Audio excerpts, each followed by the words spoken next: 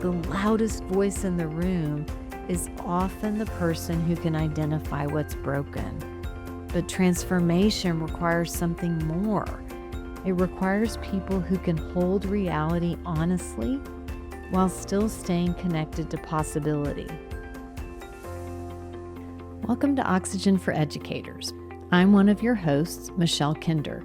It's our hope to bring you thought-provoking, unscripted conversations full of actionable ideas to fuel your important work in the world.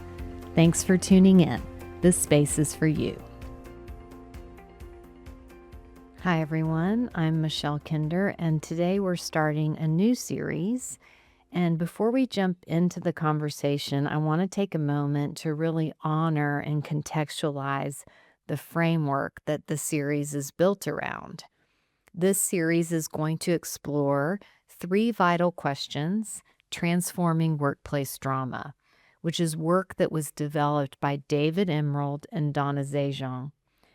I'm a certified trainer in the model, and honestly, it has been some of the most transformative work I've encountered in my years as a therapist, leadership coach, and facilitator.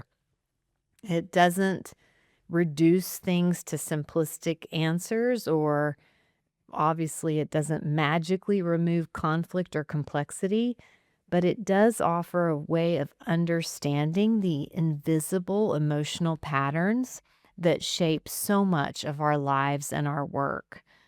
And one of the things I appreciate most about David and Donna's work is that they don't treat drama as simply a communication problem or a personality problem. They understand it as a human response to stress, uncertainty, fear, pressure, and disconnection. And once you begin seeing those patterns, you realize how often people are reacting from threat without fully understanding that their internal state is shaping the entire culture around them.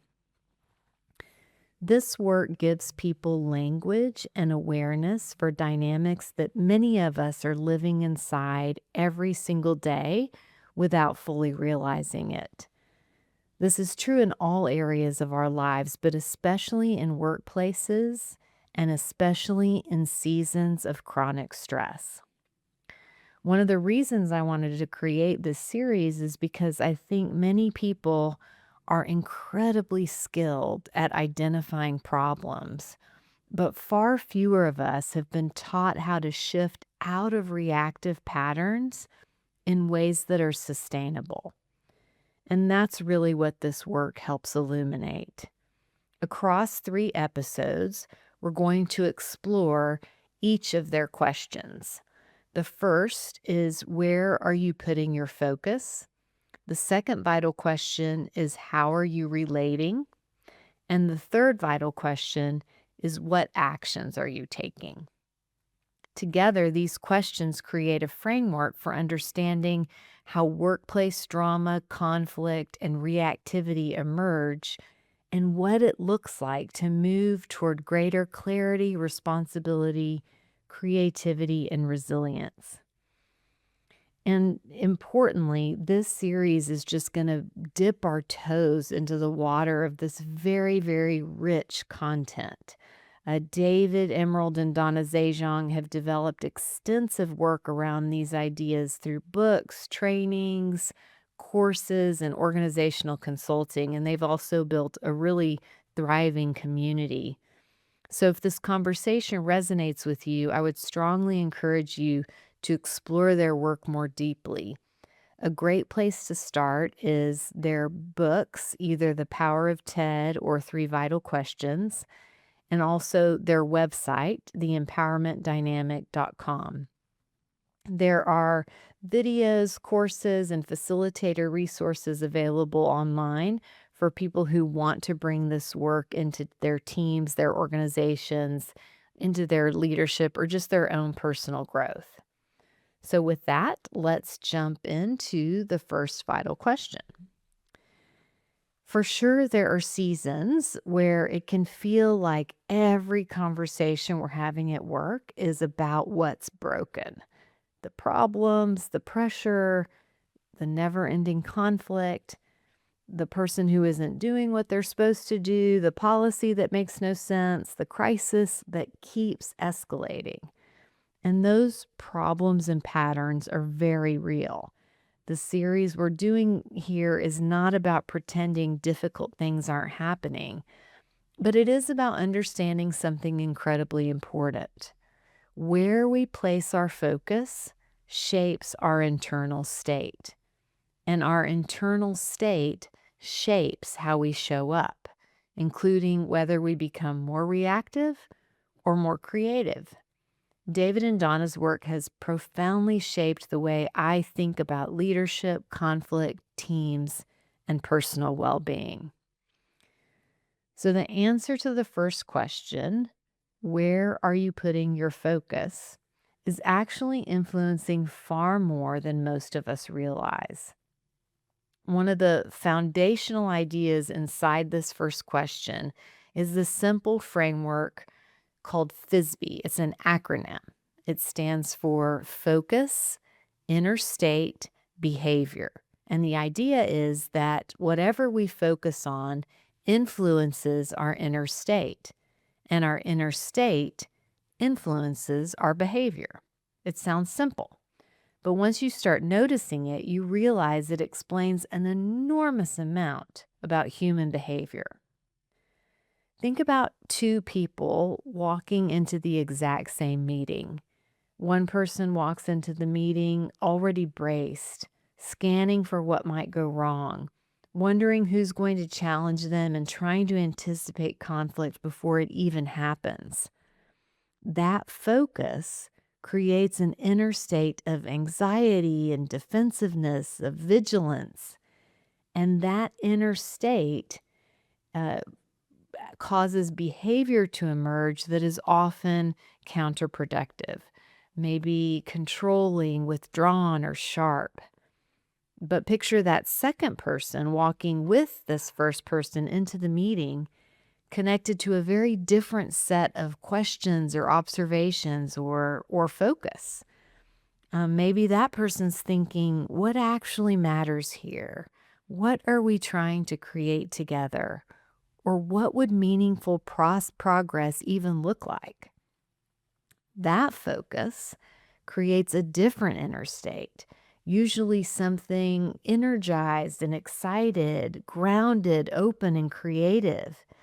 That inner state of possibility drives behavior that anxiety just doesn't. When our inner state is enthusiasm and excitement, the capacity to tune into next steps toward our preferred future, toward the outcome that we're wanting to help create, becomes much more fluid, much more effortless than if we're trying to get at the same energy from a problem-focused state. What's important here is that behavior is often downstream from focus. And honestly, this is one of the reasons that strategies alone so often fail. Organizations spend enormous amounts of time trying to change behavior through accountability systems, initiatives, communication structures, professional development, and those things matter. But if people are operating from chronic anxiety, resentment, defensiveness, overwhelm, or threat, those inner states eventually overpower even very good strategies. People struggle to create cultures of calm, trust, creativity, and collaboration when they themselves are operating from chronic anxiety, defensiveness, overwhelm, or fear. It's very difficult to create grounded teams from chronically ungrounded nervous systems. We spend a lot of time trying to manage behavior, but underneath behavior is an internal state. And underneath the internal state is where we are putting our focus. So let's keep going a little bit deeper. The framework describes two primary orientations. One is problem focused and one is outcome focused. Most workplaces are deeply problem focused, and it's because people care and stakes are high, and people are trying to prevent harm. But there's a difference between acknowledging problems and becoming psychologically organized around them. Some people hear this work and they think it means we should stop talking about problems, but that's not the invitation at all. The invitation is to notice when the problem becomes the gravitational center of our thinking, when our attention becomes so focused and so fused with what's wrong that we lose our connection to vision, creativity, strategy, humanity, and just movement toward what we want to create. That's the shift that David and Donna are pointing toward. So here's what tends to happen in a problem-focused cycle. We focus on the problem, that creates an inner state of anxiety, and then our behavior is generally very reactive. What's fascinating is that reactive behavior often feels productive because urgency can masquerade as leadership. Control can actually start to feel responsible, and overfunctioning often gets rewarded as competence. But often, what we're actually doing is trying to reduce that sense of anxiety. So we think we're making moves to attend to the problem, but what's driving us is a desire to experience relief from that inner state of anxiety. That creates a dynamic where you're not necessarily creating sustainable movement, even though it can feel like you are. And you can see this pattern everywhere. Teams revisiting the same conflict over and over, or organizations repeatedly cycling through initiatives that never fully take root, or even families having the same argument for 15 years. There is motion, but it can feel circular or stuck. One of the things I appreciate about David and Donna's framework is that it helps explain why people can work incredibly hard and still feel stuck. Because reactivity can create temporary relief. You react, the anxiety drops a little, the immediate fire calms down. But here's the big news when it comes to moving the needle over time. When the anxiety drops, the urgency to keep moving forward also drops until the next flare up. So you end up in these repeating loops. And I think many people are exhausted not only because the work is hard, but because they've been living in reactive loops for so long that their nervous systems no longer remember what sustained creative energy feels like. We can spend our days managing tension instead of creating outcomes. And over time, that changes people. It narrows our imagination, it reduces our flexibility, it makes curiosity opaque or harder to access, and it keeps us in that braced nervous system state. Eventually, entire teams can begin functioning from that same emotional posture. The first primary orientation is to problems. The alternative, the invitation, the second primary orientation is to outcomes. And it's important to clarify that outcome focus does not mean ignoring reality or ignoring problems.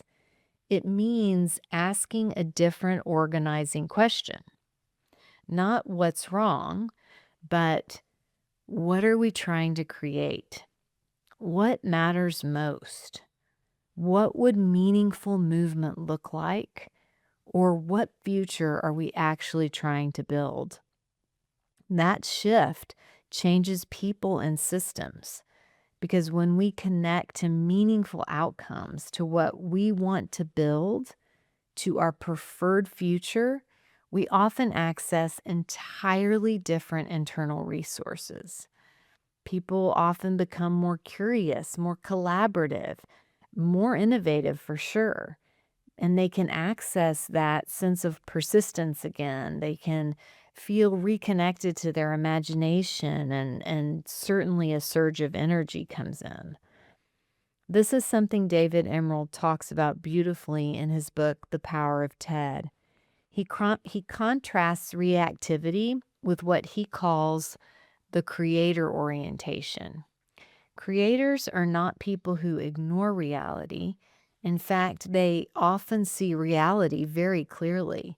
But instead of becoming emotionally organized around the problem itself, they stay connected to what they are trying to create, and that informs their next steps. Staying connected to what we're trying to create changes the quality of our actions. More actions become available to us. An outcome focus can feel unsafe because the model talks about how outcome focus tends to create passion and energy instead of performative positivity or hype. And that may feel extremely foreign if you've been stuck in a problem focused anxiety reactivity cycle. But getting beyond that initial sense of, ooh, this feels like shaky ground, to focus on outcomes, my preferred future, to let that creative passion and energy rise up in me and not experience it as unsafe or threatened. On the other side of that is just opening and clarity of how to move forward and how to adjust if you hit a bump. I think this matters enormously right now because so many people are functioning in environments that are saturated with chronic vigilance. Many people are incredibly skilled at spotting problems. They can tell you exactly what's broken, what's risky, what isn't working. Creating meaningful outcomes requires a different skill set, almost like a different set of muscles. And organizations sometimes unintentionally reward the former rather than the latter. The loudest voice in the room is often the person who can identify what's broken. But transformation requires something more. It requires people who can hold reality honestly while still staying connected to possibility, which coincidentally is how we have been defining radical hope in the last series.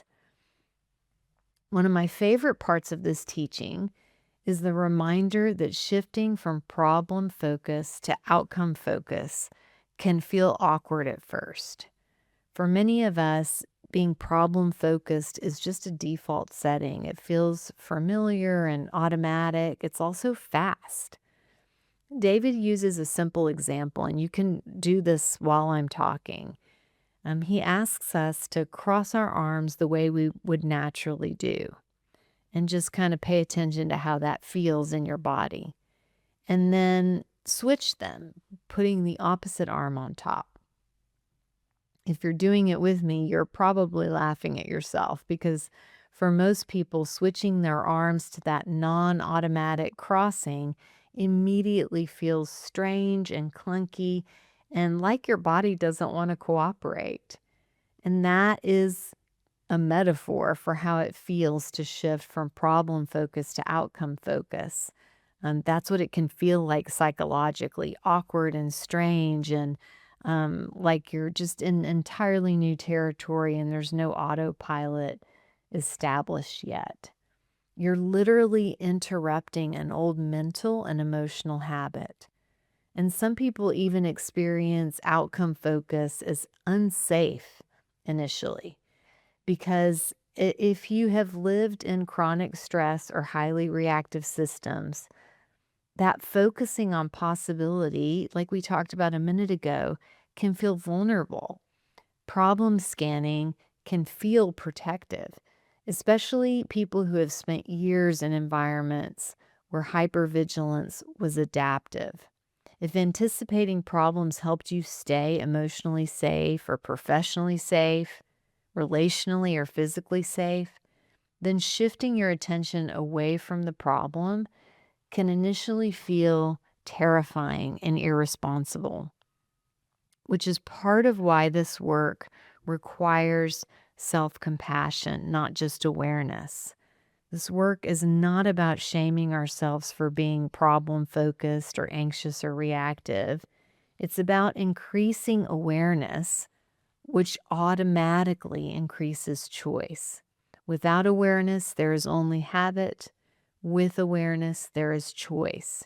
And practicing something so that it eventually becomes more available to us under pressure is a game changer. So here are a few questions I've been sitting with personally that may be useful to you too. The first is, when stress rises, where does my attention automatically go? Do I notice myself scanning for what's wrong, for what might fall apart next, for who's disappointing me, and even for what feels unfair or threatening or out of control? Can I reconnect myself to what actually matters most? Can I reconnect myself to the kind of culture that I want to help create, to what I genuinely want more of, and letting that be my guiding light instead of what I want less of? Really zeroing in on that future that I'm hoping to move toward, and trusting that the discomfort of this new way of being in the world around um, my attention and managing my attention and knowing the power of my attention, um, really believing that, trusting that, and zeroing in on a future that we can all participate in building is an illuminating and energized way of being in the world right now. I also like the question, what conversations in your life keep looping without meaningful movement? Because recurring reactive loops are often clues. And finally, what is it that happens in my body when I shift from problem focus to outcome focus? I can literally feel a shift just moving from this isn't working to how do I wish things were. I can feel my breathing shift. I can feel my posture soften. I notice more energy, more imagination, more openness. It feels like less of a slog and more of an invitation. All of that embodied activity is important because this is not just cognitive. Focus and where we put our focus changes our physiology. It puts us somewhere different in terms of nervous system state than when we're focused on threat. And when physiology changes, which we learned when we talked so much about the nervous system, what's possible changes. So this first vital question, where are you putting your focus, is a great one to sit with between now and when we meet again around this topic in 2 weeks. Just pay attention to where are you putting your focus. Do you tend to zero in on problems? Are you able to tilt your perspective toward outcomes? Reminding yourself that focus shapes our inner state, and inner state shapes our behavior. Thisbe. And what we all know to be true is that behavior shapes culture. Perhaps one of the most important things we can do in difficult seasons is learn how to acknowledge reality, acknowledge the problem without becoming entirely organized around fear, frustration, and reaction. So, first vital question, where are you putting your focus? Second, when we meet next time, will be how are you relating? Because once we understand where our focus is going, the next question becomes whether we are relating to ourselves and others from reactivity and drama or from empowerment, responsibility, and resourcefulness. Thanks so much for listening to this first episode in our new series, 3 Vital Questions. We will see you next week with an interview. Take care. Thanks for joining us for this episode of Oxygen for Educators. Please like, share, and follow, and if inclined, leave us a 5-star review so that we can keep making content for you. Let us hear from you if you know someone we should interview or a topic we should cover. The views and opinions expressed in this podcast are those of the guest and host and do not necessarily reflect the official policy or position of any organization. The content is provided for informational and educational purposes only and is not intended as professional advice. Listeners are encouraged to use their own judgment and seek appropriate professional support when needed. Oxygen for Educators, its host, and production partners are not responsible for any actions taken based on the information shared in this podcast.